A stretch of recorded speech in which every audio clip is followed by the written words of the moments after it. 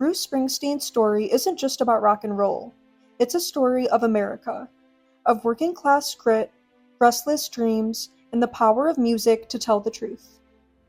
Born on September 23, 1949, in Long Branch, New Jersey, Bruce was raised in the small town of Freehold. His father, Doug, was a factory worker and a bus driver. His mother, Adele, worked as a secretary. Money was always tight. The house was small, but Bruce was observant. He listened to the hum of life around him, the hard jobs, the broken dreams, the aching hope, and he held on to it. He didn't know it then, but he was collecting the pieces that would one day become his voice.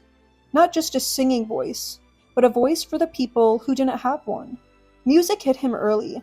When he saw Elvis on The Ed Sullivan Show, something clicked. It wasn't just the sound, it was the way Elvis moved, the electricity he gave off. Bruce wasn't athletic. He wasn't popular. He felt like an outsider. But Elvis made something clear, that music could turn the shyest, quietest kid into a storm. He begged his mom for a guitar. She took out a loan to get him one. And even though that first guitar was hard to play and Bruce couldn't read music, he didn't stop. He strummed endlessly, letting the chords drown out the noise of a difficult home life.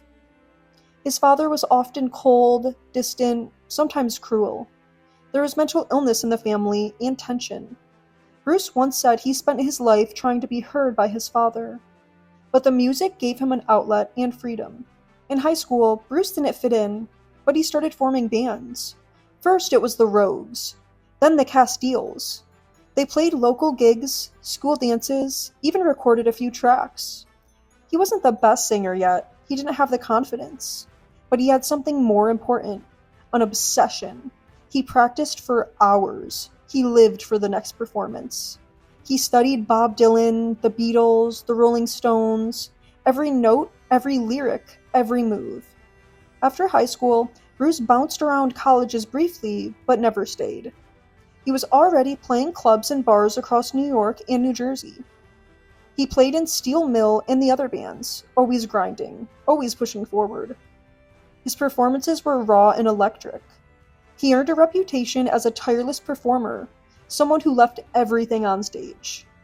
That energy caught the attention of a few managers, and by the early 70s, Bruce Springsteen was signed to Columbia Records. But his first two albums, Greetings from Asbury Park, New Jersey, and The Wild, The Innocent, and The E Street Shuffle, weren't commercial hits. Critics liked them. The lyrics were dense and poetic. They drew comparisons to Dylan, but they didn't sell. Still, Columbia believed in him. So did his manager, Mike Appel. Bruce had one more chance. In 1975, he released Born to Run, and it changed everything. That album didn't just put Bruce on the map, it etched his name into American music forever. It opens with Thunder Road and ends with Jungleland. In between, there's the anthemic title track, a song that became a rallying cry for anyone who ever wanted to escape their circumstances. The music soared, full of energy and hope, but the lyrics were laced with struggle. These weren't fairy tales. They were stories about real people trapped in small towns, chasing the promise of something better.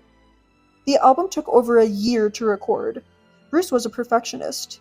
He'd do take after take, obsessing over every detail. He was chasing a sound in his head, something cinematic, larger than life. When the album was finally done, Columbia poured everything into promoting it. Bruce landed on the covers of Time and Newsweek in the same week. Suddenly, everyone wanted to see what this kid from New Jersey was about. He toured hard, delivering marathon concerts that sometimes ran 4 hours long. He wasn't just playing music, he was telling stories. He was making people feel seen, and he wasn't going to let the fame go to his head. In fact, Bruce spent years fighting to keep control of his music. He got into a nasty legal battle with his manager, who felt was taking advantage of him. For a while, he couldn't even record. But he kept touring, kept writing.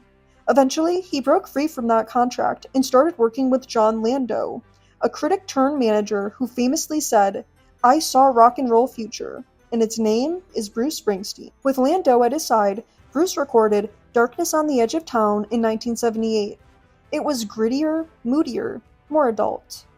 Gone were some of the romantic dreams of Born to Run. Now the stories were about people holding on, scraping by, dealing with failure and disappointment. It was the sound of growing up. He followed that with The River, a double album full of highs and lows. It included the fun, bouncy, Hungry Heart, but also the devastating title track about a young couple crushed by life's realities. Bruce didn't sugarcoat anything. He told the truth, even when it hurt, and America loved him for it.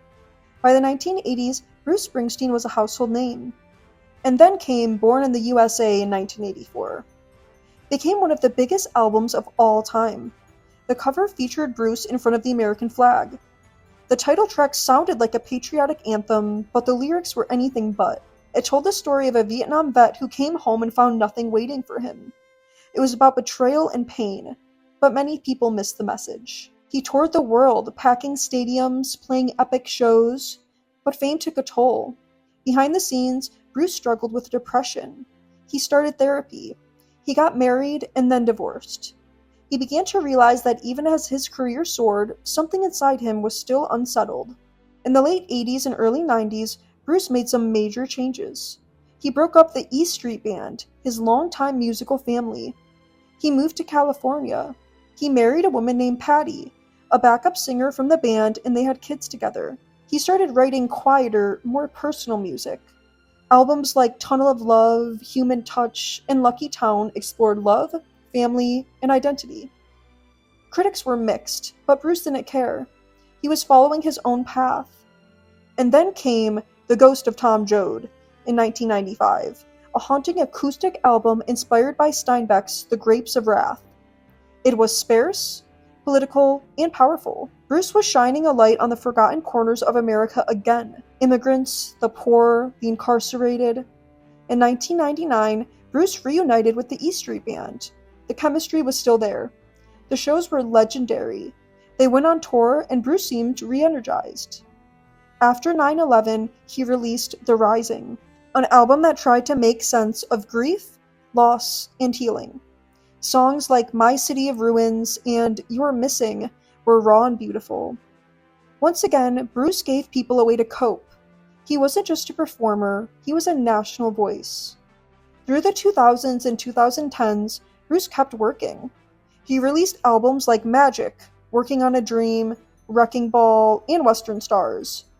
He explored aging, injustice, and American myths.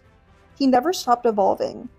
He wrote an autobiography, Born to Run, in 2016, and it was brutally honest. He talked about his mental health, his father, and his insecurities. He opened up in a way that most rock stars never do. He turned that into Springsteen on Broadway, a stripped-down show where he told stories and played songs alone. It ran for over a year and was a huge success. Even into his 70s, Bruce kept going. He still played 3-hour shows, still rode his motorcycle, still visited Freehold, New Jersey. He never forgot where he came from. He never stopped speaking for the working class. Bruce Springsteen's story isn't about perfection. It's about perseverance. It's about using music as a mirror, showing us who we are, what we've lost, and what we still dream of. He's one of the few artists who managed to stay relevant, meaningful, and deeply human across decades. His songs are anthems. He gave voice to the voiceless and turned their struggles into poetry. He built a legacy not just on record sales or fame, but on empathy, on truth and storytelling. And that's why Bruce Springsteen isn't just a rock star. He's a historian with a guitar, a witness to the American journey, a man who turned pain into power and gave it away through music. Like, comment, and subscribe for daily history and culture content.